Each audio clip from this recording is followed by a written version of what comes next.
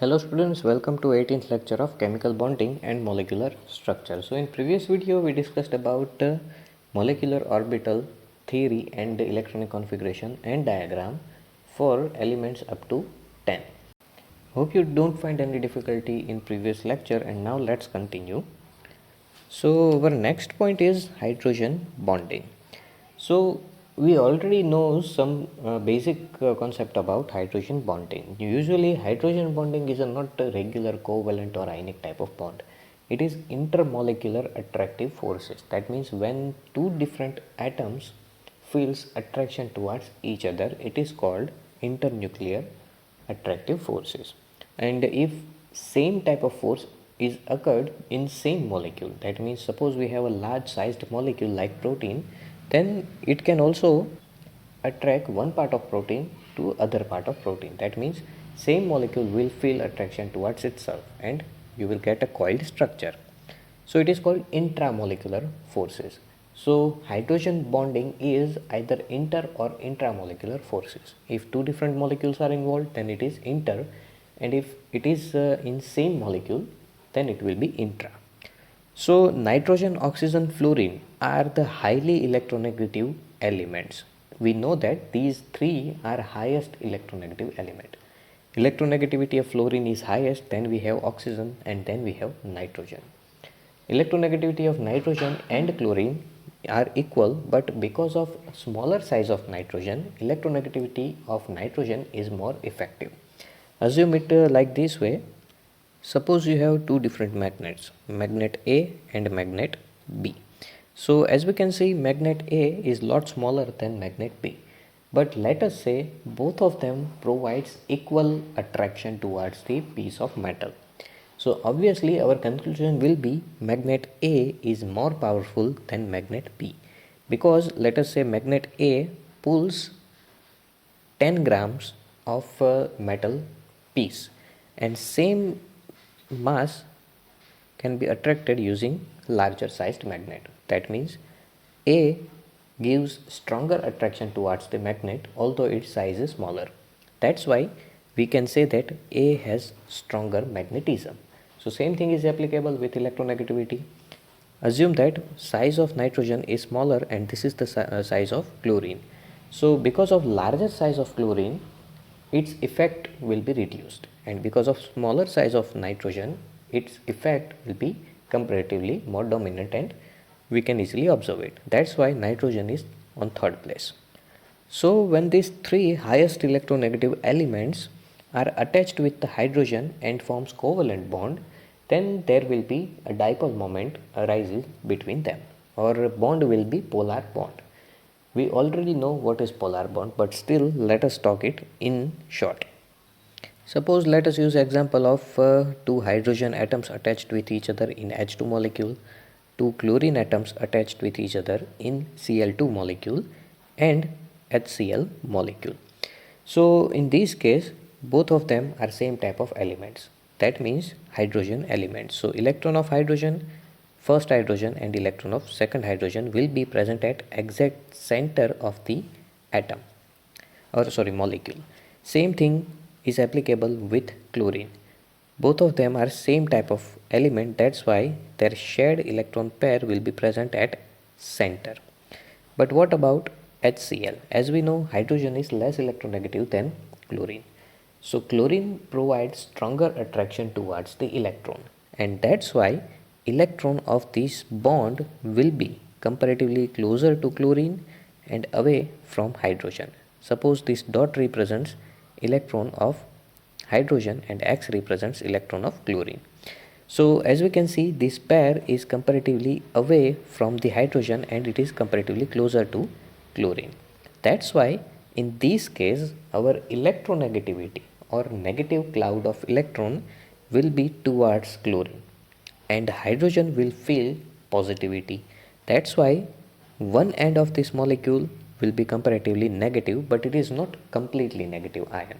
It is slightly negative than the normal or neutral, but it is not as negative ion like Cl minus.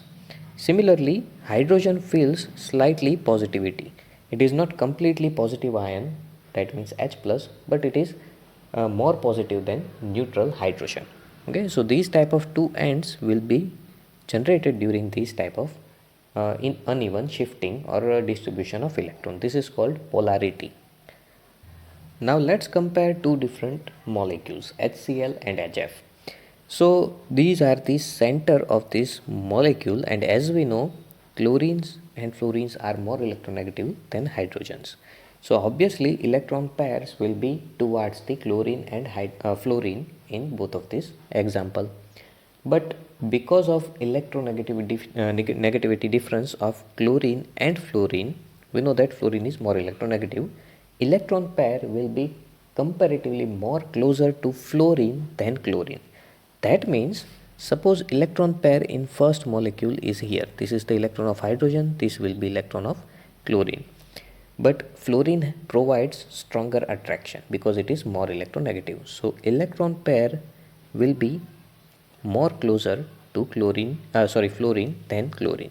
Okay, so this will be position of electron in first molecule, and this is the position of electrons in second molecule. So as we can see, in this case electrons are comparatively away from the chlorine than fluorine. So if let us provide some values to each positivity and negativity. Suppose in first molecule partial negative, delta sign represents partial negative, it is not 100% negative charge. So delta sign is partial.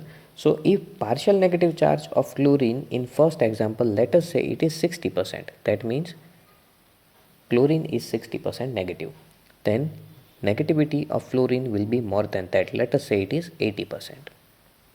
So this delta negative value is higher than this delta negative value. Similarly, in first case our hydrogen will be 60% positive, that means it is not 100% positive, but in second case hydrogen will be 80% positive.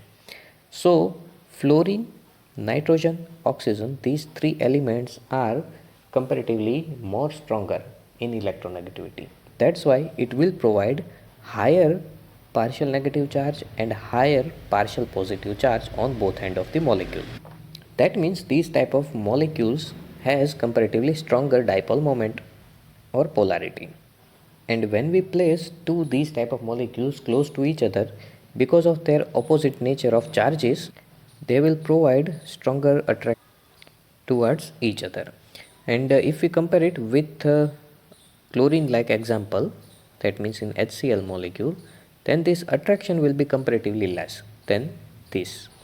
So although this is a type of dipole-dipole interaction, that means as we know, when two different molecules attracts each other, we have multiple different type of categories for this type of attraction, and one of them is dipole-dipole interaction. When two different dipole molecules attracts each other, it is called dipole-dipole interaction. So in both of this case we have dipole-dipole interaction, but in case of HF this attraction is lot stronger than HCl because of more electronegativity of fluorine. So this category is referred as hydrogen bonding. So here hydrogen bond acts as a bridge between two atoms, which holds one atom by covalent bond and other by hydrogen bond. And these hydrogen bonds are represented by dotted line, while the solid line represents the covalent bond. Thus hydrogen bond can be defined as the attractive force which binds hydrogen atom of one molecule with the electronegative atom, fluorine, oxygen or nitrogen, these are compulsory, of another molecule.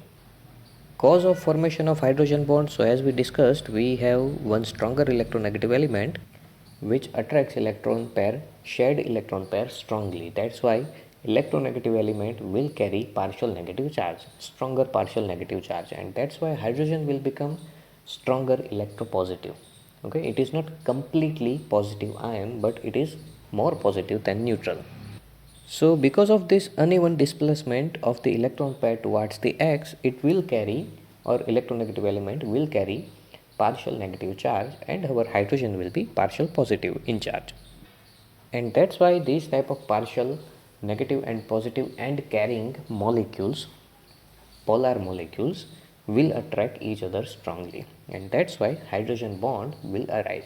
So as mentioned earlier, it is dipole-dipole interaction, but special type of dipole-dipole interaction, and it is stronger than other dipole-dipole interactions. So these type of intermolecular attractive forces are strongest from all of them.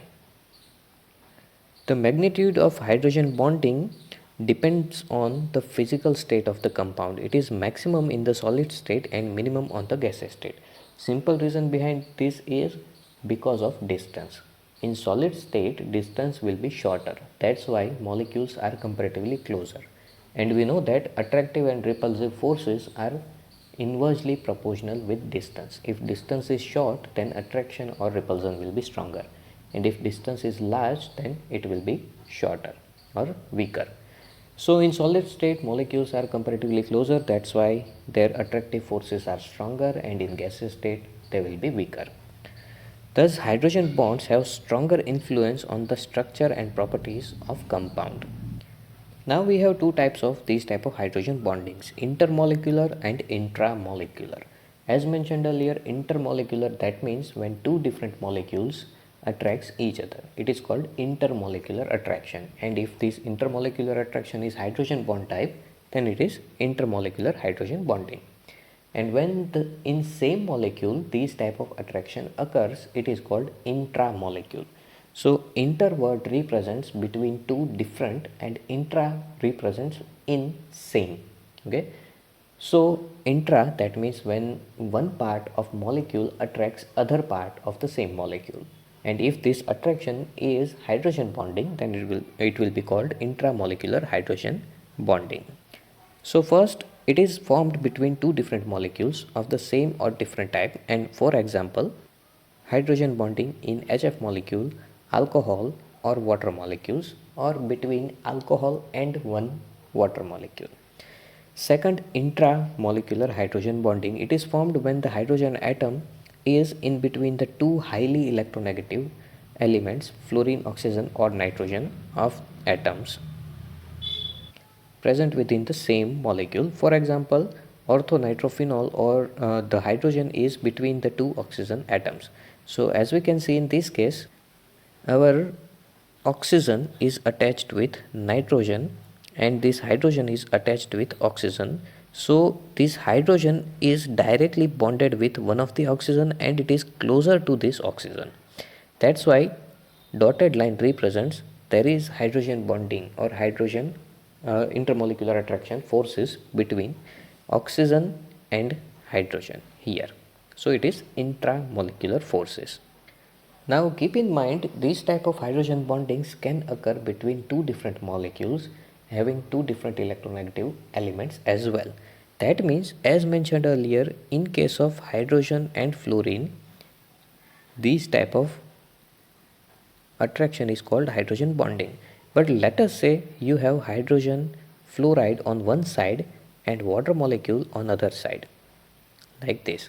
Still, these two molecules can attract each other's hydrogen. That means their bonding will be something like this. Suppose this is hydrogen fluoride and this is water molecule. So these two can attract each other and they can form hydrogen bonding. Similarly, this type of combination is also possible.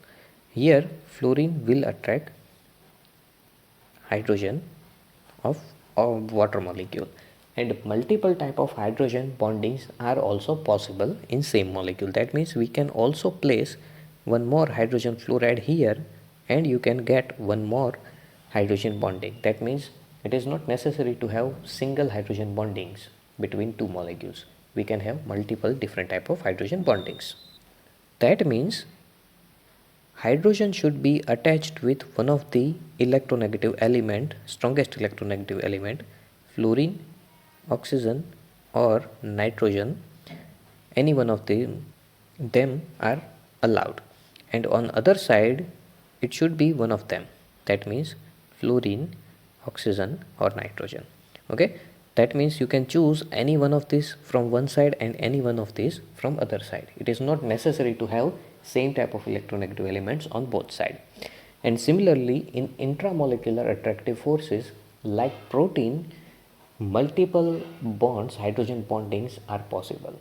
Okay, number of hydrogen bondings in proteins are tremendous. They are extremely high, and that's why proteins are comparatively very large molecules. They have multiple different type of atoms in them, and they have large branched structures. And because of multiple different type of hydrogen bondings, this structure won't be straight like this, but instead they will be coiled. Okay, and this coil can also bend because of hydrogen bonding, and multiple different type of complicated structure will be obtained. Okay, so these type of structures are possible because of hydrogen bonding. Especially DNA, RNA, they are coiled structure. We know how DNA are double helix structure, and one of the reason of this double helix structure is hydrogen bondings and other intramolecular attractive forces. Now, if you find any difficulty regarding to these points, feel free to ask. Our unit is complete, so try to solve all of the questions mentioned in exercise. And if you find any difficulties, feel free to ask. We will discuss them in upcoming lectures. Thank you.